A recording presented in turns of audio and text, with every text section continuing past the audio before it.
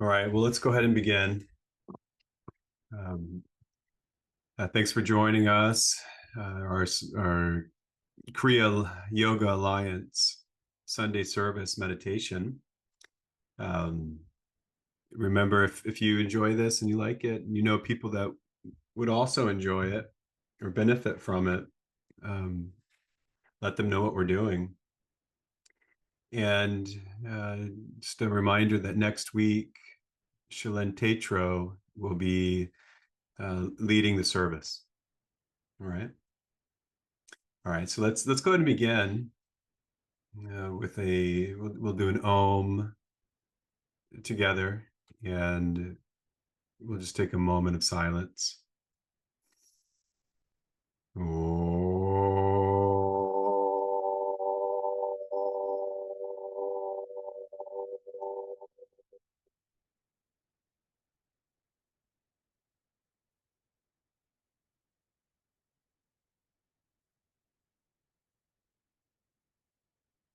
Peace.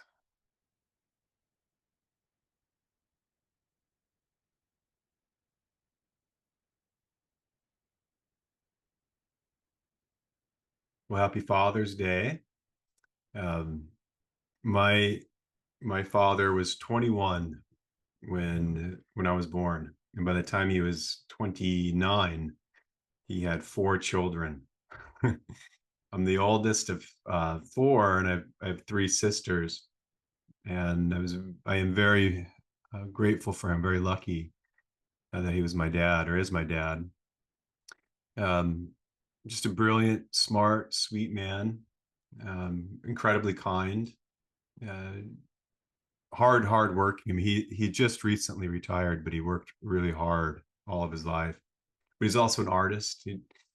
Painter, writer, photographer, filmmaker, jewelry maker, sculptor. He's just a prolific creative artist, and kind of an introverted person, a little bit quiet, a little bit shy in a lot of ways.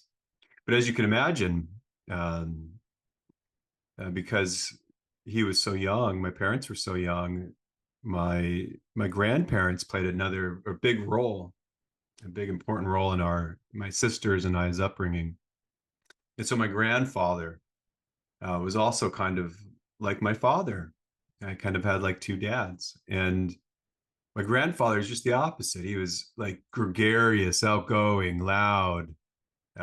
He's a politician, and so he just knew everyone. When you go out into public with them, uh, it was like you were with a celebrity, and always wanting to have fun and play. He's one of the things that I remember the most, spending time with them. He's passed away now, but he I would always wake up early, and so he woke up early too. So we would go swimming a lot of times before the sun came up, and just that twilight in the early morning. We'd go to the pool or go to a pool and swim first thing in the morning. And he loved the cold water.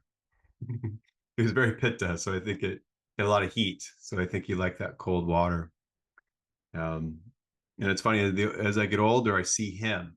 As I get older, I'm turning into my grandfather.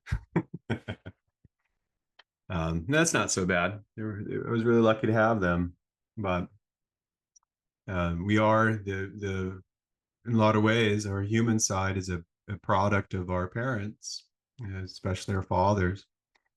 And so I'm a big mix of both of them. I'm gregarious and outward and social, but also a little bit shy and a little bit of a introvert. An interesting mix, but I'm not really here to talk about my fathers. I'm here today to talk about Mr. Roy Eugene Davis, and he was my spiritual father, as he was for many of you. And uh, it's a good day to reflect and think about some of his qualities and some of the gifts that he gave us. And I know some of you here might not know much about Roy. Roy Eugene Davis taught Kriya Yoga, meditation, and the science of healthy living, and these kind of things for well over 6 decades. He was a prolific writer, intellectual. He was a master of yoga. Um, Not to say, I'm not saying he walked on water, although he might have. I never saw that, um, but he had a human side, and he was a good example of being more, being much more than just our human side. Um, I'm incredibly grateful for Roy. Knowing him and spending time with him is has been has been the greatest blessing in my life. And I get a little teary thinking about it. But um, spending almost 20 years with him, I only saw him cry twice. In most ways, he was very stoic and grounded and centered, and just just really sometimes a little bit stoic when he would teach. But twice he was talking about his spiritual father, Paramahansa Yogananda, and he was saying something similar to what I just said. He was saying that Yogananda gave him everything. And he was saying Yogananda gave me everything, and he just, all of a sudden, tears just started coming down his face. That bhakti, that love, that gratitude for that guidance, and for the universe itself working through everything, but especially our mentors, our teachers, our guides, to just help support us on our awakening path. And so there's three things that I want to talk about as far as kind of reflecting on some of the greatest gifts and lessons that Roy gave myself and many of us. And the first one is education. Is education. Roy once wrote that the greatest responsibility a father or a parent has to their children is to properly educate them, and specifically spiritual education being primary to their upbringing, primary to their life, teaching them the cosmic facts of life. And that's what Roy did. He did that for all of us. For over 60 years, he wrote and taught and wrote and taught and laid out the principles of cosmic manifestation, of yogic philosophy. Where did we come from? What is this? And also how to awaken, how to be on the spiritual path, and how to become spiritually awake. And he did this so clearly. He gave all of us just such an incredible education. But not only did he give us an education, he taught us how to think.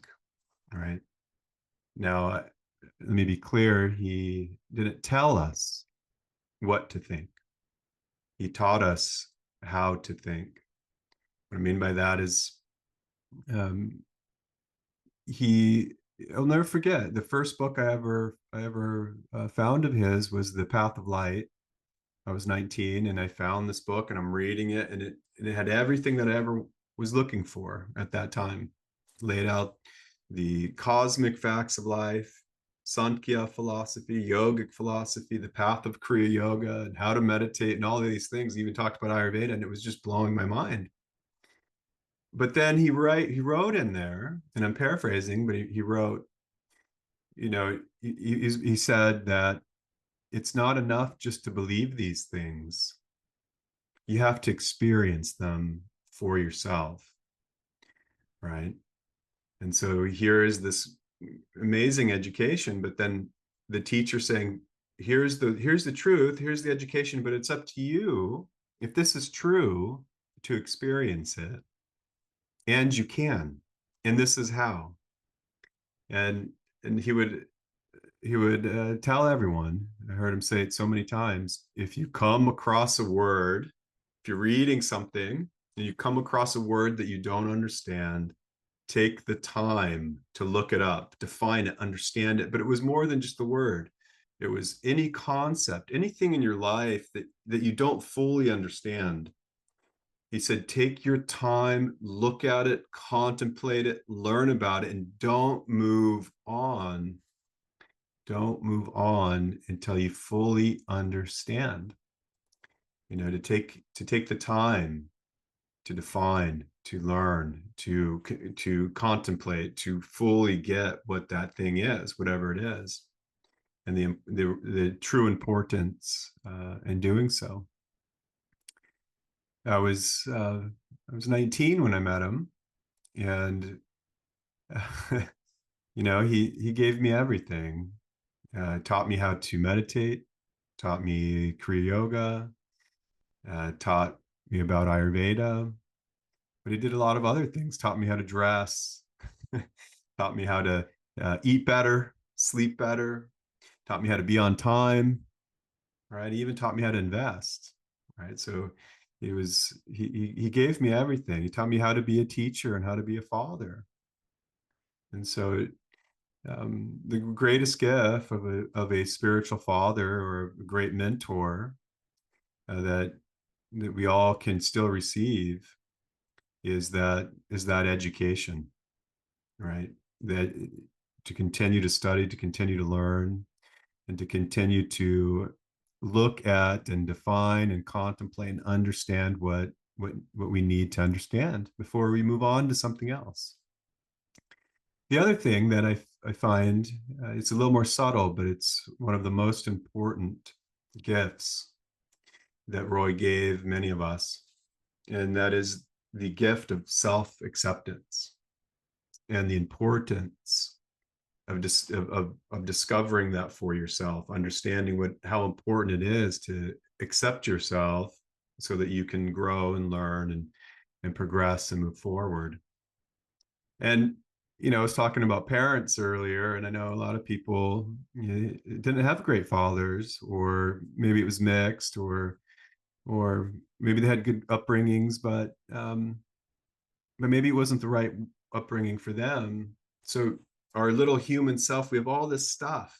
We have all these thoughts and feelings and emotions, and these things can be really confusing at times. We can even become neurotic, overthinking, and just all this little human stuff that we need to work through or heal or to rise above.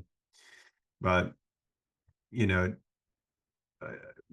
I think about a story that Marty Wutke, a longtime disciple and student of Mr. Davis, he told the story to a group of us a couple of years ago. He said he went to Roy when he was a young man, um, probably still a boy.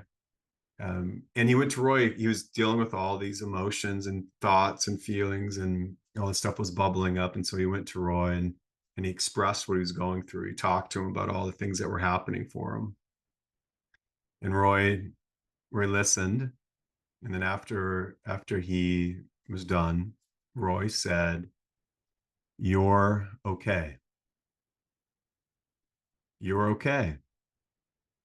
Right? Because you are. You're okay because the nature of your being, the essence of your being, your soul nature is never not okay. Right? Now we might have some stuff to work through and grow beyond and these kind of things, but that part of us that is whole, that is awake, that is radiant, it has always been that way, and it will always be that way. And so part of being around him, no, he might not be happy with certain things, or he might have some instructions or some advice or guidance, right? But I always felt like completely accepted by him. Always felt completely accepted just in his presence.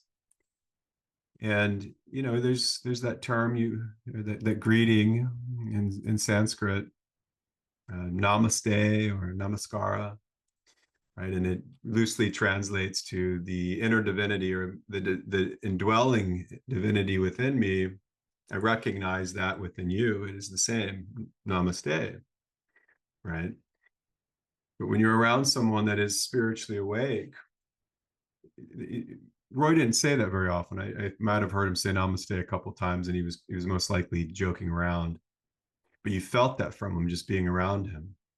He recognized you, he recognized everyone as a spiritual being. So beyond what was on the outer surface of what was going on with the individual, you felt this self-acceptance and this recognition, and that darshana, to be with the teacher, to see and to be seen, one of the greatest gifts in the world. But he often said, and he often wrote, that of the great importance of accepting oneself, accepting where you are, who you are right now, doesn't mean that you have to be okay with everything. No, you accept yourself so that you can work through the hard stuff or grow beyond the things that you want to change, to heal. And it's really impossible, or it's not very easy to do that if you don't first have self-acceptance.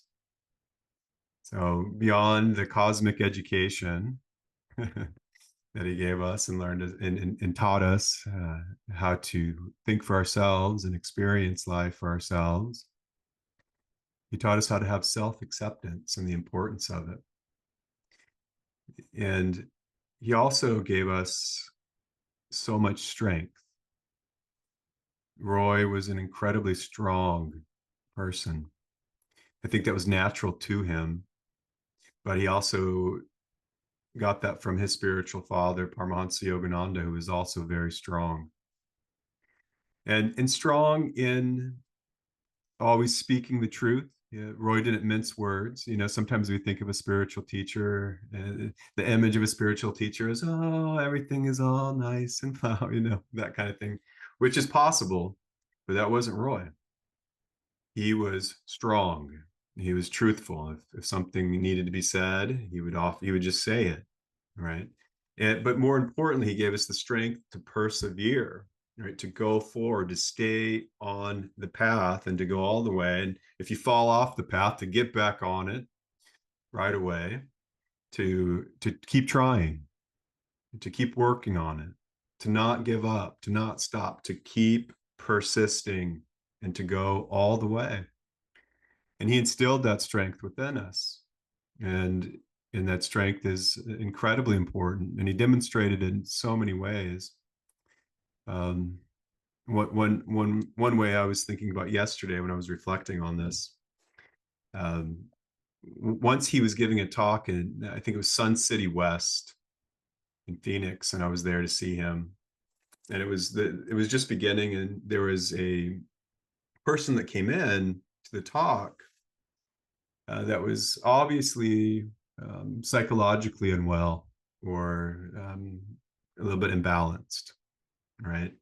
So that he came in and went up to Roy, and I was right there. I heard what Roy said to him. Roy very clearly and strongly said, this isn't for you.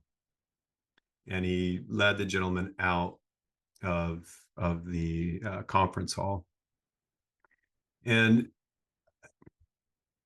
at the time, I felt like it was a little bit harsh, because it was obvious that he wasn't well enough to be there, but it just, wow, he just sent him away, right? But Roy knew that it wasn't good for him to be there, and it wasn't good for the group, right? So he had the strength to protect the teachings and to protect the people that were there, so that they would get the full support, and it wasn't right for that person. And we can think of, as I was thinking about this, it is so true. There are things that come into our life that aren't right for us. Sometimes it's a bad habit. Sometimes it's a negative thought. Sometimes we start getting into a pattern, and we have to have the strength to remove that. And sometimes we have to have the strength to remove people or situations from our life that aren't supporting our awakening path. If we think about our spiritual path and our awakening path, We give it the give the image of a garden. We're growing this beautiful garden, full of nutritious fruits and vegetables. And sometimes ants are going to come in, sometimes a rat or a weasel or things like this, and they start eating the fruits and the vegetables. And we have to have the strength to take care of it and to do it as fast as we can. That garden feeds us, nurtures us, but it might also nurture our family. It might also nurture and nourish our spiritual community. And we can't allow insects to infest, right? So we must have the strength to protect our energy, to protect our time, to be careful with addictions, to be careful with bad habits. These things come up, and we must have the strength to avoid them. And then if they come up, we need to uproot them quickly and to move forward, right? So um, there's a million things to talk about as far as how grateful I am to Roy and the lessons that he imparted in us, and so forth. But um, I think it's just really important to remember that we are spiritual beings, and in that, you know, you there's nothing that will ever change that. Nothing can happen to you in the past. Nothing could have happened to you in the past. Nothing can happen to you in the future that will change that fact. Right? You hear people talking about being saved. It's a nice thought. I'm gonna be saved. Are you saved? Let's go get saved. But I'm here to tell you that you are already saved. I saved you. It was me. No, it's no, it's just the nature of this being that you are. It's the nature of the absolute reality of consciousness. It's the nature of God. You are a unit of that one unified field. And right now you are awake within yourself. You are radiant, and you abide in that ocean of consciousness. There's no suffering, there's no want, there's no desire, and there's nothing that can ever change that. When we're talking about Kriya Yoga or any authentic spiritual path, we're talking about a path of awakening to that experience. The experience, that is the reality. That is what is real. And so we are awakening to that reality. And so you want to remember that you are saved, that your nature is spirit. And by that nature, you are already awake. And by meditating at least twice a day, 20 minutes to an hour or whatever it is, that's helpful. To read every day, to read Roy's books or any other helpful, informative materials. It's like these things help us remember. It helps us stay in remembrance of our true nature. So we meditate to relax our nervous system. We do our pranayama. We do our practices to create this clarity. And then we study and we research and we contemplate, and that helps us grow intellectually, but it helps us stay in a place of discernment. And that place is to be constantly aware that you are a spiritual being. And to wake up to that is to stay in remembrance of it until you are in direct experience of it. And Roy would often say, another great gift that he gave us, he would say, until you are fully spiritually awake, live as you are. Ask yourself. He'd say, how would you live? What would you do if you were spiritually awake? And then he'd say, think about it, and then live that way. Then do those things. right? To live as you were already spiritually awake. What would your life be like? Where would you go? What would be important to you? And to adopt those thoughts, behaviors, attitudes, and actions now, right? And so we want to remember that we are spiritual beings, and we want to practice remembering that. We want to do everything we can to um, to stay aware, stay awake, excuse me, stay awake and stay aware of that reality. And we want to um, accept ourselves. We want to accept ourselves as we are. So we are accepting ourselves to grow. We grow in all the human ways that we grow, and our mind, body, personality, our psychological tendencies, this kind of stuff. But then we grow beyond that.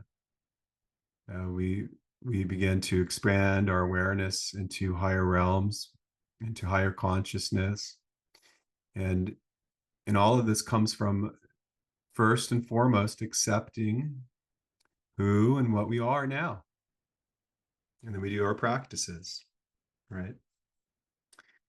And then we want to stay strong. We want to stay strong on the path to uproot and remove anything that needs to be um, it needs to be removed. If we need to move, if we need to change our environment, if we need to uh, stop eating certain foods, give up certain habits, we have to be strong to avoid and persist beyond anything that is holding us back. And it's really worth it. Um, Yogananda, yeah, Paramahansa Yogananda, 3 weeks before his Mahasamadhi, or before he passed, he had a private meeting with Roy, and he said, don't look back. Don't look to your left. Don't look to your right. Don't be concerned about what others are doing or what others are not doing. He said, go look and go forward, go all the way in this life, in this incarnation, and you can. Right? It was Yogananda giving Roy that strength and that encouragement to go all the way in this life and to become fully awake.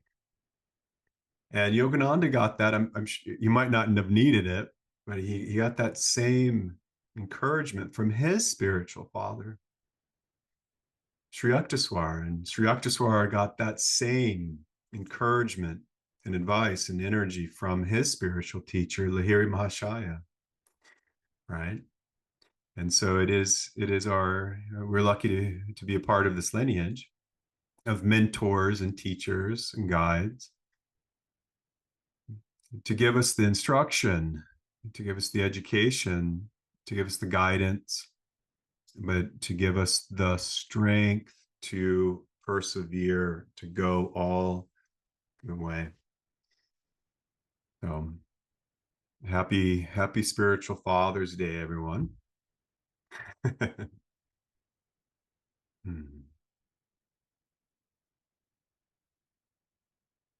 Well, let's go ahead and meditate together. Oh, before we do, um, speaking of Spiritual Father's Day, for those of you that haven't read this book, it's Paramahansa Yogananda as I Knew Him. And obviously the author is Roy Eugene Davis. If you haven't read it, or if you haven't read it in a little while, read it. Find a copy of it. You can find some uh, very inexpensive, good copies on Amazon or eBay. But you might really enjoy it. Yeah. Mm-hmm. All right, let's begin by bringing our awareness just to our body. We want to just take a moment and fully relax any tension in our body. And bring your awareness to the bottom part of your body or to your feet. Feel them grounded and planted on the earth where they are. Relax the bottoms of your feet, relax your ankles. Bring your awareness to the palms of your hands, to your fingertips, your wrists, relax them. Fully relax your belly, let it just hang loose. Relax your shoulder blades, your shoulders. Relax your jaw. Soften your eyes. Relax any tension in your forehead or your scalp. Fully relaxed, let us take a very slow and deep breath in through our nose and just filling our lungs all the way up. Slow, deep breath in.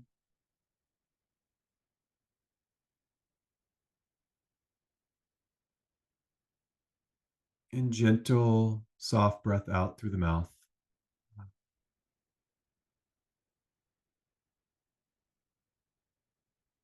Let's do it again. Slow, deep, deep breath in.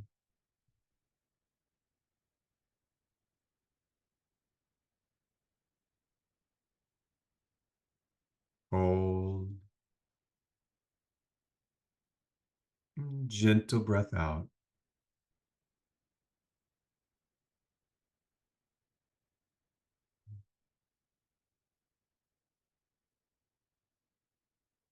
Let's do one more. Fill your lungs all the way up, slowly breathing in.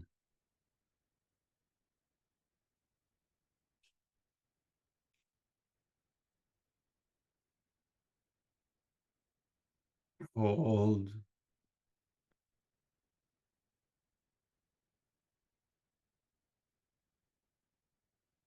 And release.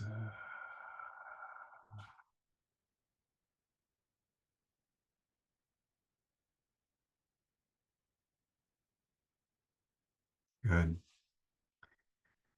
Now sitting upright with your spine nice and straight.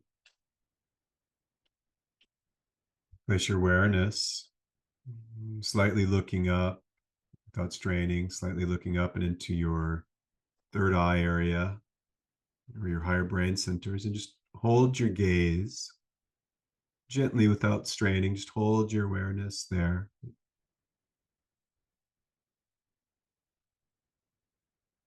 And open your heart.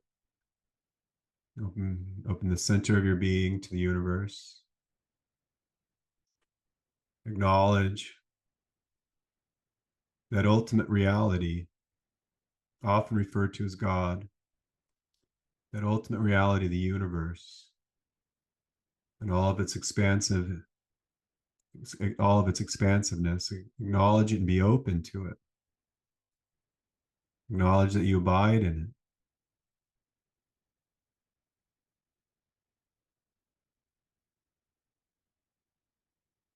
And if you'd like to, you can acknowledge the teachers of our Kriya Yoga lineage.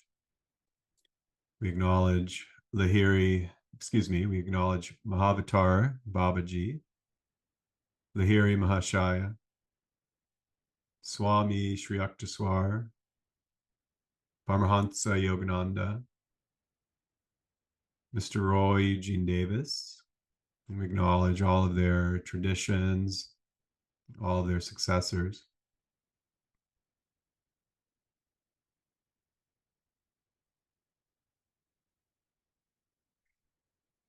And before we meditate with the intention to have our awareness restored to its natural, pure state.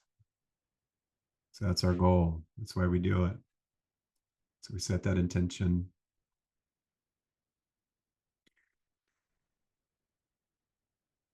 Keeping our awareness in our higher brain centers, we can just breathe normal, breathe natural, slow breath in, soft breath out, whatever is natural for you.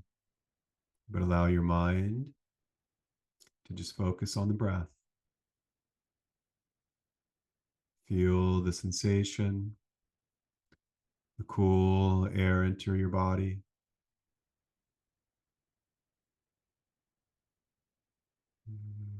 Warm air leave.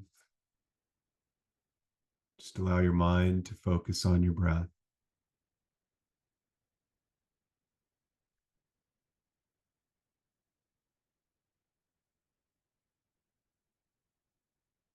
And if you'd like to, while you're still focusing on your breath, you can hear the mantra and the sound of so rising up in your consciousness, like a song playing in the background as you breathe in. And you can hear the sound hum in your consciousness as you breathe out. You're still focusing on the breath, but as you breathe in, you hear so.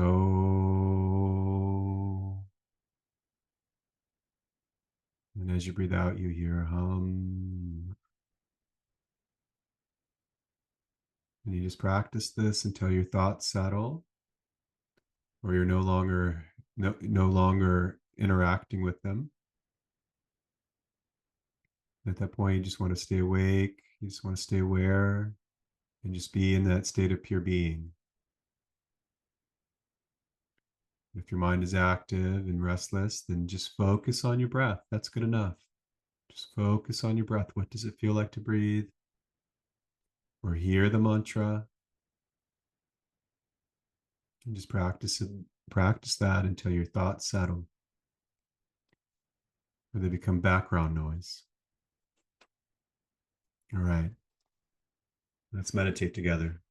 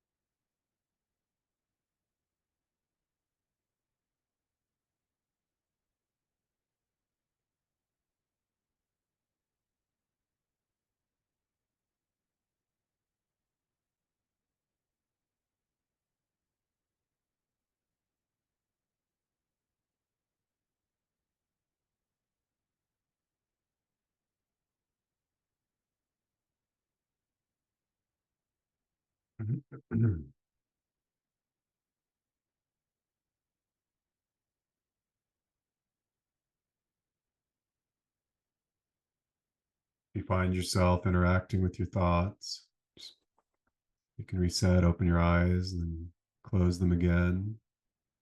Go back to your breath awareness or the awareness of the mantra.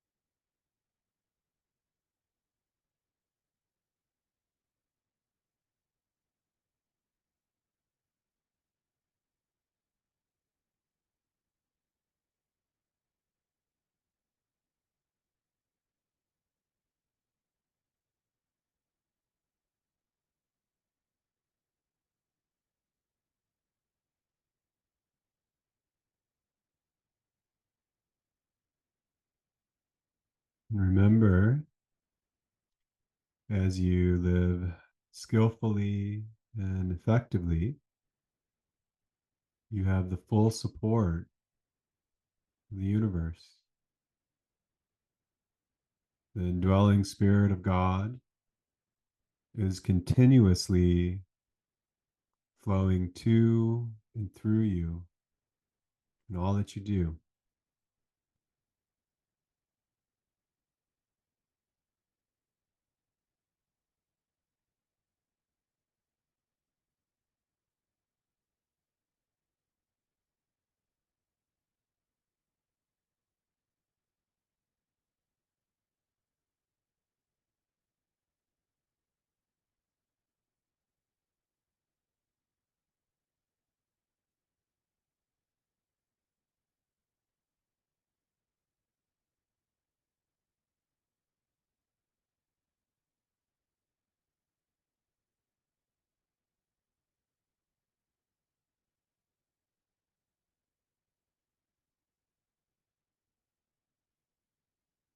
Oh,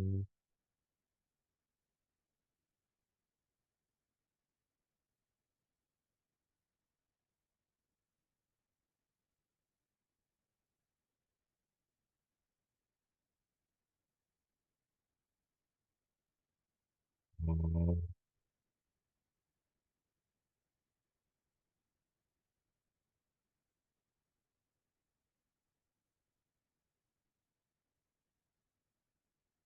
oh.